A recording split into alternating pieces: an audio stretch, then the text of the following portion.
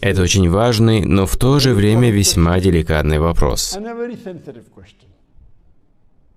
Брат поставил вопрос: если мусульмане верят в один и тот же Коран, верят в те же самые хадисы, тогда почему существует 4 мазхаба? И почему они разные?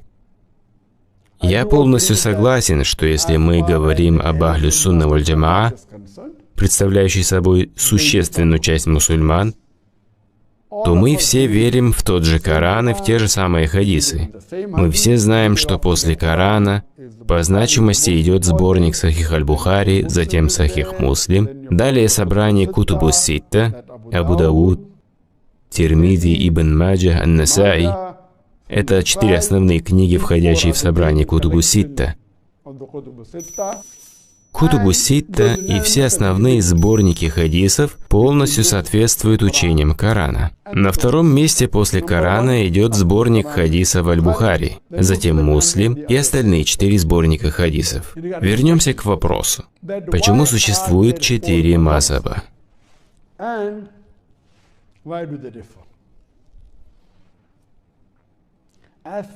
Если говорить о 4 известных нам на сегодняшний день мазхабах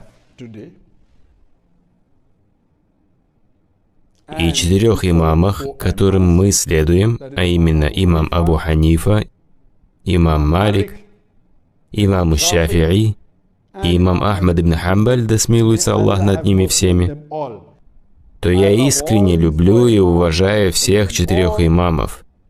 И искренне молюсь за них, пусть Аллах Свят Он и Велик смилостивится над ними и дарует им высшую степень рая, Джаннатуль Фирдаус.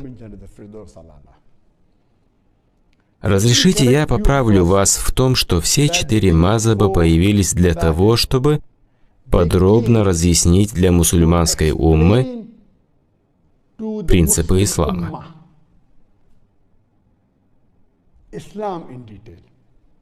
Добавлю, что они не всегда расходятся во мнении. Разногласие возникает крайне редко. Более чем на 90 или 95% мазхабы схожи.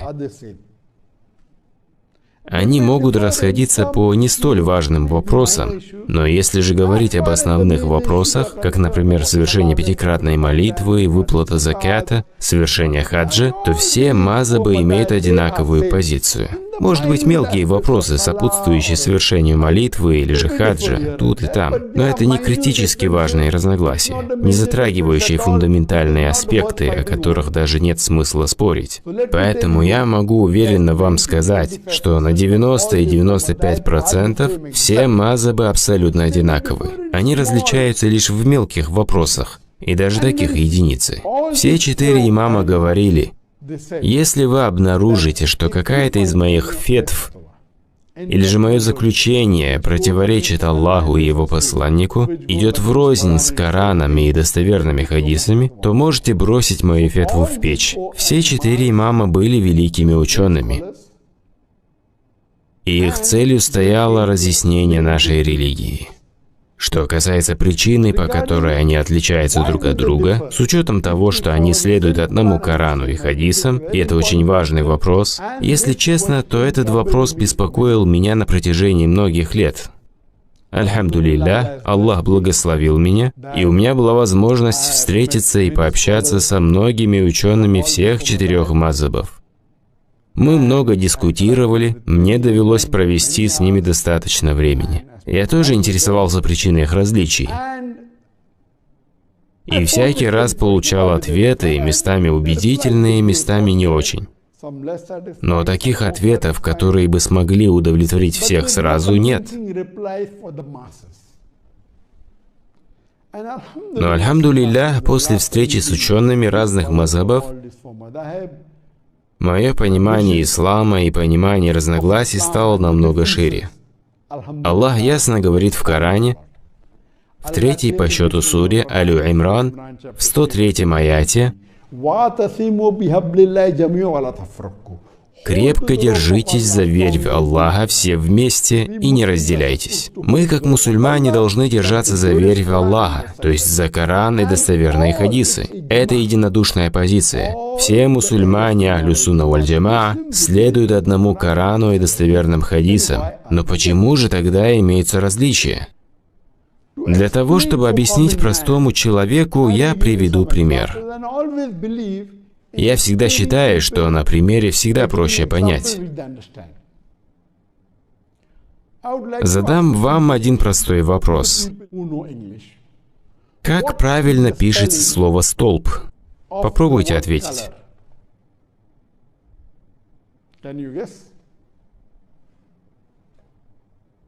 Вы можете написать свой ответ прямо сейчас по WhatsApp, по Facebook, по YouTube. Как правильно пишется слово «столб»? Я не вижу вашего ответа. Как правильно пишется слово «столб»?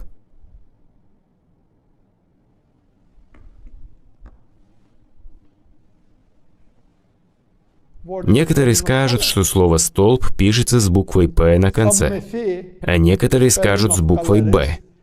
Какой вариант правильнее? Люди, которые разбираются, скажут вам, что первый вариант с буквой «П» — это устаревшая форма, а вариант с буквой «Б» является современной формой одного и того же слова. И какая же форма более корректная? С буквой «П» на конце или с буквой «Б»? Опять же, мнения разойдутся. Одни скажут, с буквой «Б» на конце правильнее. Другие скажут, что с буквой «П». Третьи и вовсе скажут, что обе формы правильны. Но даже если и возникнут разногласия, мы не видим, чтобы они ярым образом враждовали по этому поводу.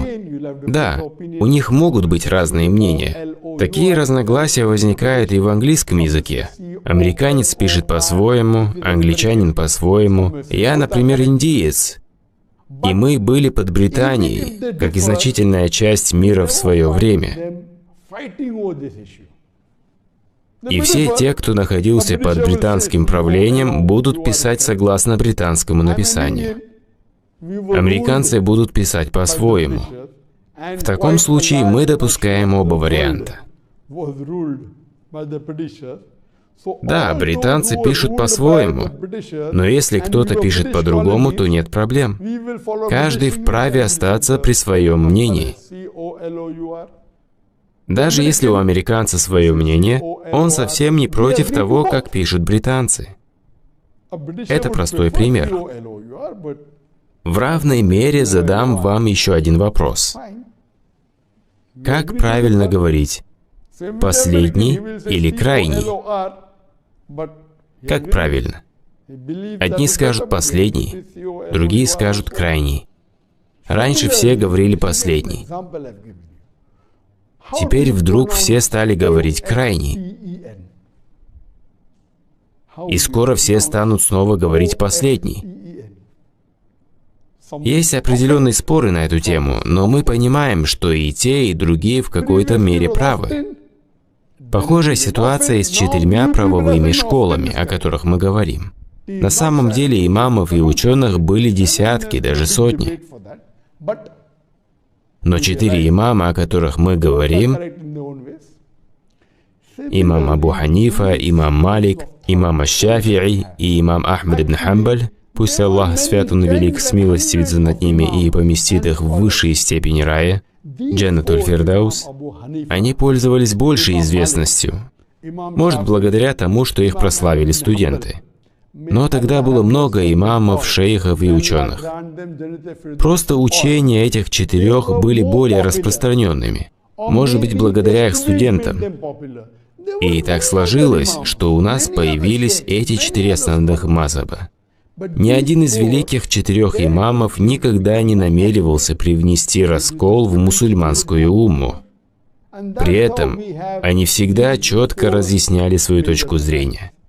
Если что-то ясно указано в Коране, то нет проблем. Но различие появляется, когда возникает разногласие. Причину, по которой возникает разногласие, мы сейчас обсудим.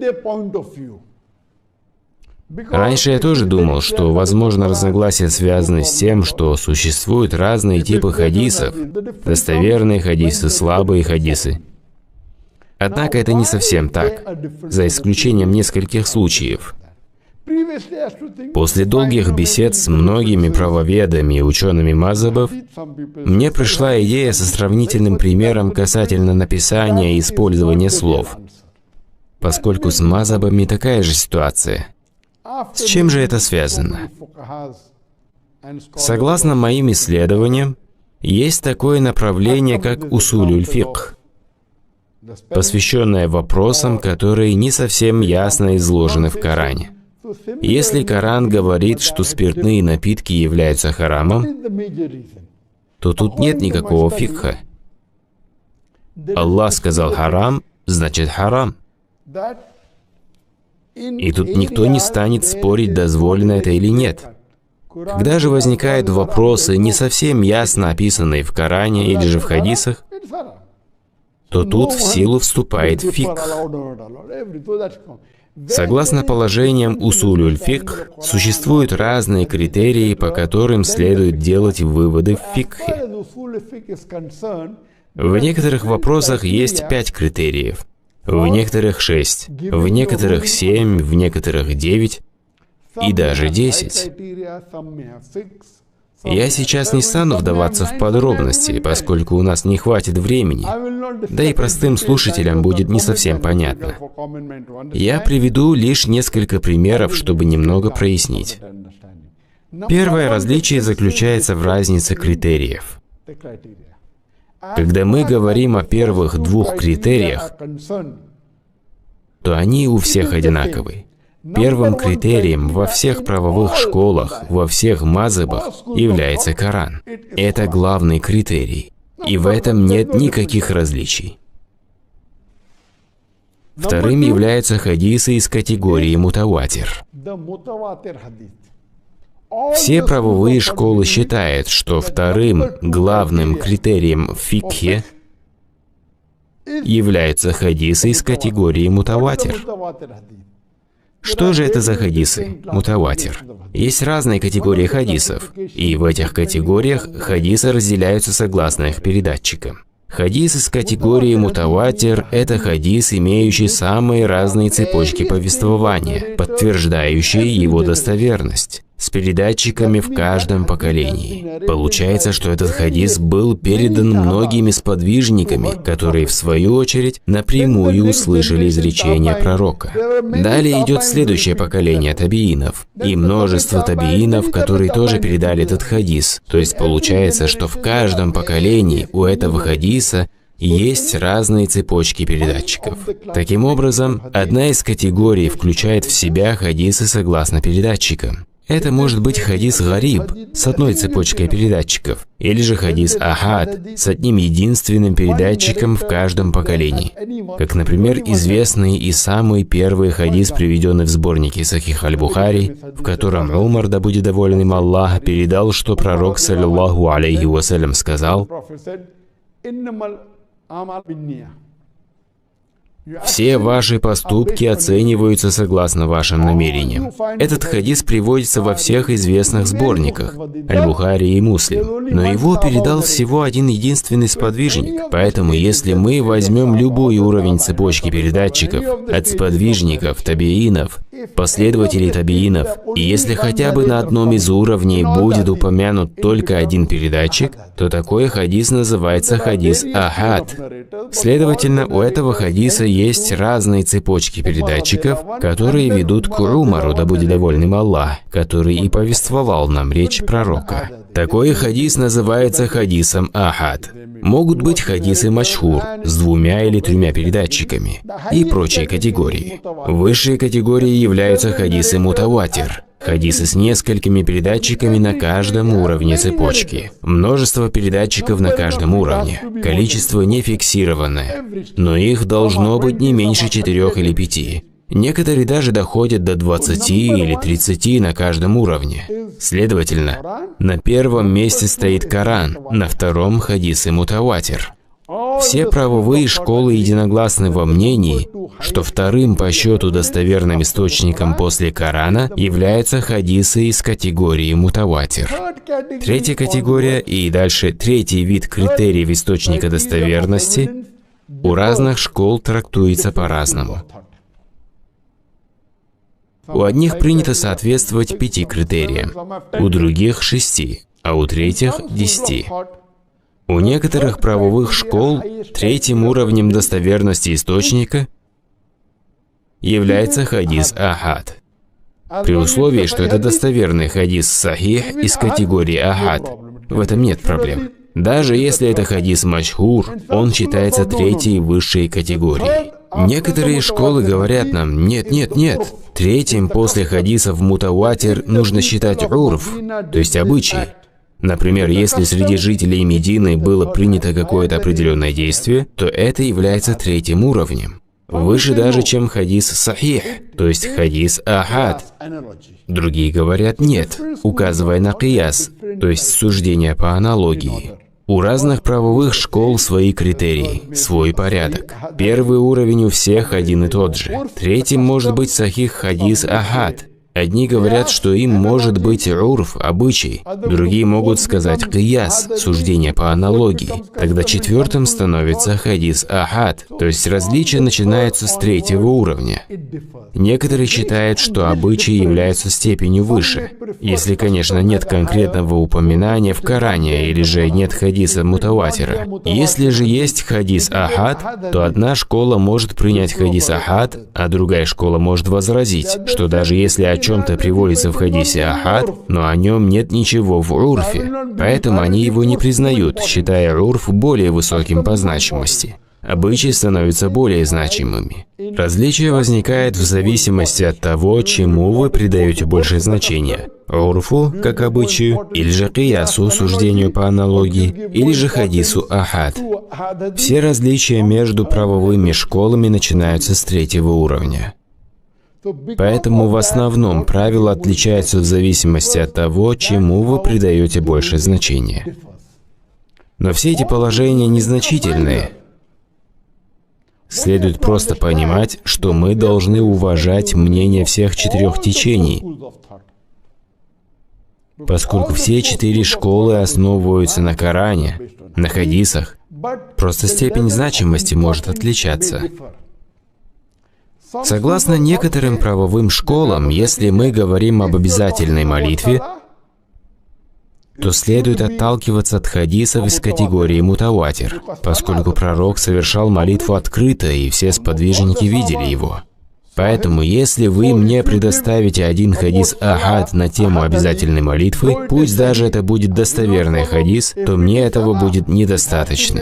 Если речь идет об обязательной молитве, то тут должен быть хадис мутаватир, иначе я не последую ему. Такова их позиция. Хотите — соглашайтесь, хотите — нет, можете возразить, обосновав тем, что это хадис ахад. А поскольку есть предание, пусть даже от одного единственного сподвижника, и это уже хадис сахих, соответствующий всем критериям достоверности, то мне этого достаточно. Другая правовая школа может возразить и сказать нет. Если речь идет о каком-то другом вопросе, то можно сослаться на хадис ахад. Но поскольку речь идет об обязательной молитве, то это важный момент. Пророк совершал молитву ежедневно по 5 раз в день, и тут необходимо полагаться на хадис мутаватир. Тут мнения расходятся. Как же быть с разногласиями?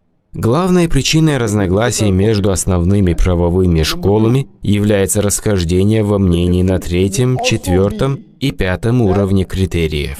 Некоторым, может быть, не сразу будет просто понять. Второе. Разногласие может возникнуть по причине спорной классификации хадиса. Является ли он сахих или нет. Одни могут привести в пример хадис хасан, являющийся низшим по категории среди хадисов сахих, в то же время как другие могут оспорить, апеллируя тем, что это хадис даиф, то есть слабый. Даиф хадис не представляет собой худжа, то есть довода. Он не может служить подтверждением того, что что-то является фардом, то есть обязательным предписанием, или же харамом, но может служить для других целей. Таким образом, ученые-хадисоведы могут расходиться во мнениях, но даже если у них и возникают разногласия, они совсем незначительны. Одни могут утверждать, что это хадис хасан, а другие даиф. Хасан – это низшие по категории среди хадисов сахих. Если разделить их на сахих, даиф и мауду, это уже другие подразделения. Одних только хадисов сахих 10 видов. Далее идет категория мауду, но время не позволяет нам погружаться в подробности. Вторым видом отличия в фикхе, помимо критериев, является тип используемых хадисов – сахих или даиф и прочих. Третье отличие состоит в интерпретации и понимании хадиса. Возьмем, к примеру, хадис пророка, саллаллаху алейхи вассалям, где описывается, что после поклона руку пророк выпрямлялся и ставил руки на прежнем месте. Таким образом, некоторые правовые школы утверждают, что перед поклоном руки пророка находились на груди. Поэтому после поклона они возвращают руки к груди. Другие утверждают, что перед началом молитвы руки пророка были опущены по бокам, и поэтому они опускают руки после поклона. Все утверждают, что хадис является достоверным, сахих. Тут следует понимать, что разногласия связаны с интерпретацией хадиса. Но одни ученые трактуют, что руки следует держать там, где они находились до поклона, а другие ученые-богословы считают, что руки следует держать как в исходной позиции перед началом молитвы. Отличие в трактовке хадиса. Первое – это отличие, связанное с критерием, что указывает на основную разницу. Второе – это отличие, связанное с классификацией хадисов – сахих или даиф. И третье – отличие в интерпретации смыслов хадиса. В равной степени может возникнуть разногласие касательно смысла коранического аята. Например, в одном аяте говорится, что прикосновение к женщине нарушает омовение. На основании этого одни богословы считают, что физическое соприкосновение с женщиной нарушает омовение, исходя из арабского слова «масса», происходящего от слова «лямаса», которое имеет два значения в арабском языке. Первое означает прикосновение сексуального характера, а второе – просто физическое прикосновение. Одни правоведы воспринимают этот термин как любое физическое соприкосновение, что нарушает омовение. В то же время как другие правоведы считают, что речь идет о прикосновении сексуального характера, а физическое, согласно им, не нарушает омовение. Таким образом, мы видим небольшие разногласия в интерпретации аята из Корана. По причине этих разногласий, будь это разногласия в отношении критериев, классификации хадисов, трактовки хадисов или же интерпретации аята из Корана, существуют небольшие различия. Они не являются значительными. Нам не следует встревать в споры по этому поводу. Сегодня очень часто мы видим, как стоит только кому-то поучиться несколько месяцев, как он начинает заявлять, что его фикх самый лучший, и он самый правильный. Это неправильно. Все они являются великими богословами. Мы любим и уважаем каждого из них. Даже когда у них были разногласия между собой, они уважали друг друга. Они не отрицали чужой позиции, просто считали свою как афдаль, или же лучше. Но это совсем не значит, что вы ошибаетесь.